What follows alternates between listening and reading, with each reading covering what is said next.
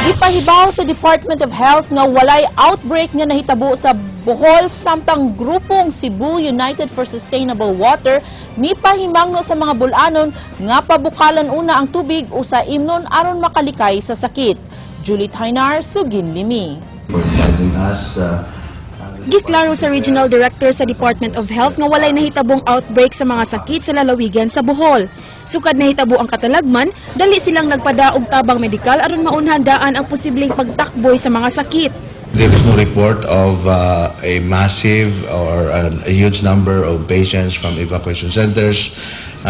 But before that, we have already instituted the different sanitation and hygiene precautions. We have also started immunizations for measles and other vaccine-preventable diseases. Misugyot sab ang mga sakop sa Cebu United for Sustainable Water nga siguradoong limpyo ang tinubdan sa tubig kay posible kining makontaminar. Lakip niini ang pagbuka sa tubig ug kun walay mainitan, mamahimong ibuwad na lang ang tubig sulod sa mga liter plastic containers sayo sa buntag ug kuhaon ini kahapon. At least 15 minutes of boiling will ensure that the water is free from any bacteriological contamination. Julie Tainor, News 5.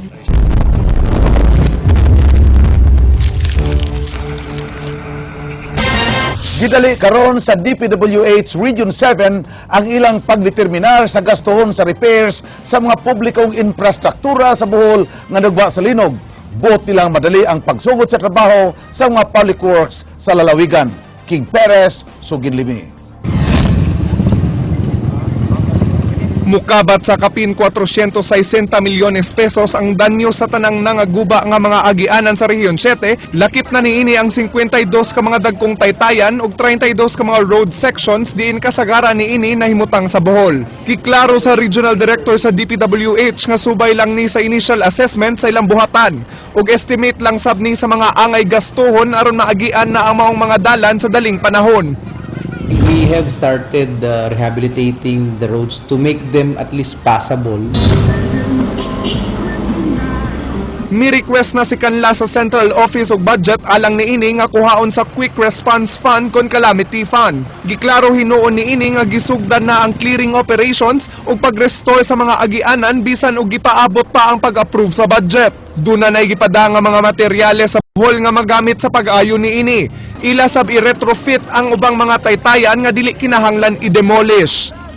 When we're talking of restoring the bridges, we already have the parts, no? We already have the components. So that it's a matter of waiting for the funds regarding some works which should probably include among others demolition of the collapsed parts, no?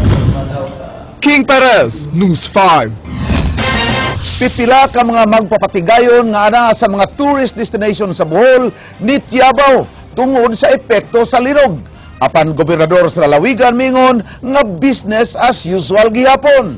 Jinky Baguio, Sugin Limi. Ang sikat nga mga chocolate hills dinhi sa lungsod sa Carmen sa lalawigan sa Bohol mo'y usa sa mga dagsaon sa mga turista mapalokal manong langyaw gumikan sa talagsaon nini nga talan-awon. Apan dihang milinog niadtong Martes, Oktubre 15, sumad karong adlaw ingon ini na ang hitsura sa mga inilang nga mga bungtod. Ang giingong labing sikat nga chocolate hill napahakan. Naguba ang viewing deck og ang 214 nga hagdanan niini.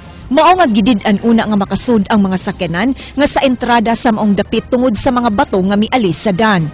Hinungdan nga nagmingaw ang kita sa pipila ka mga negosyante kay way kita tibok adlaw.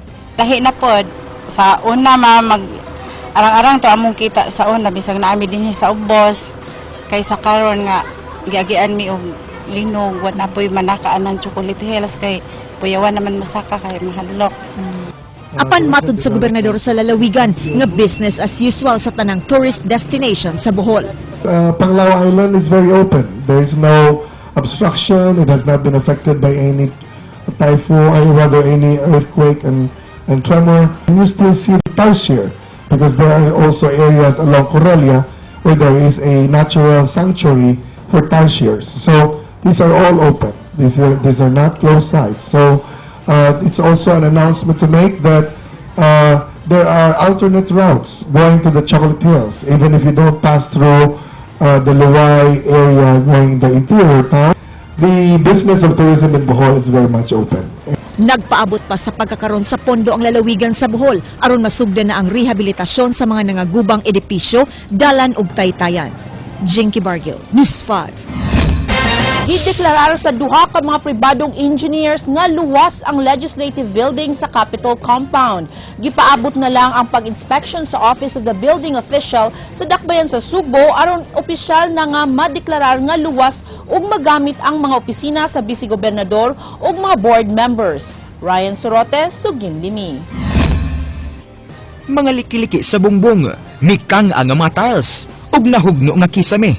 Pipila lang kini sa makadaot nga nihaagom sa Provincial Legislative Building human sa magnitude 7.2 nga linog sa miaging semana.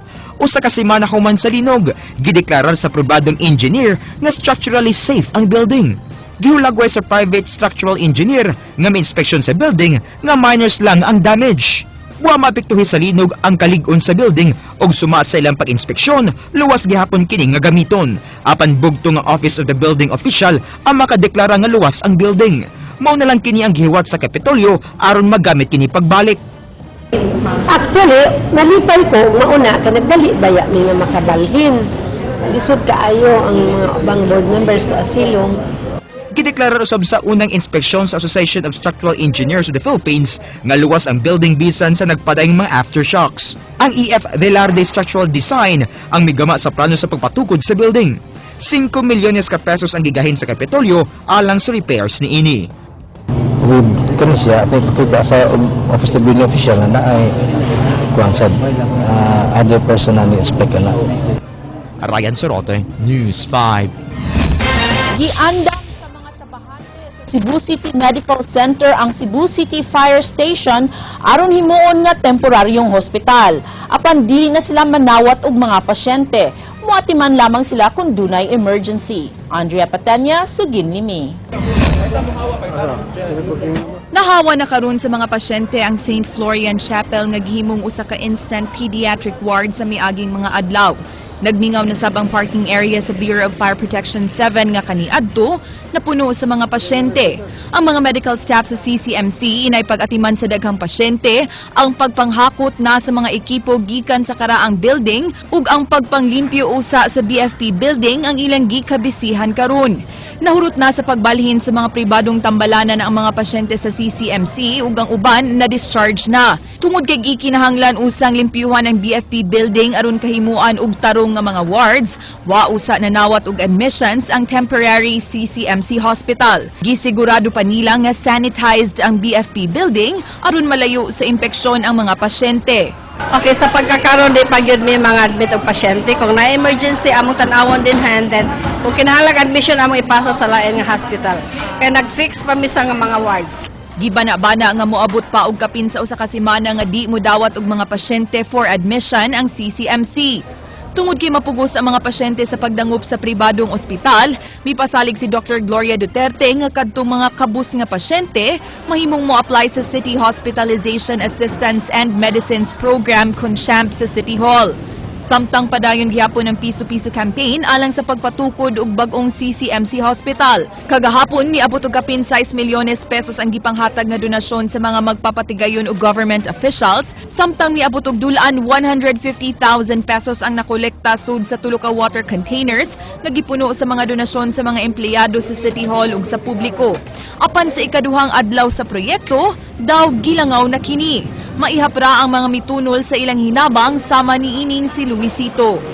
Di ganala ko butabang aning kini proyekto ni Mayora makay dako sila tabang sa mga kabos sa mga nako pwede abot dito sa private ako kini tabang na mo so wag ako posigido ko nga mahimuan og bagong building ang CCMC. Samtang tungod kay gikahadlukang di unya paigo ang piso-piso campaign aron pagkabuot sa 1 billion pesos budget target, nagplano karon ang mga doktor nga makigtagbo sa mga magpapatigayon og pribadong grupo sa Subo aron magpatabang. Ang Rotary, through Rotary, hopefully masugot sila, Rotary Club of Cebu West siguro, nasa foundation, mausay mo sagop sa project. Yung na in parallel na siya with what? Mga how much are we aiming to raise sa as much as we can because it's going to be a long-term effort. No? Usa sa mga sugyot karon nga tawgo na ang bag-ong matukod nga tambalanan og CC Med inay CCMC. Andrea Patania, News 5.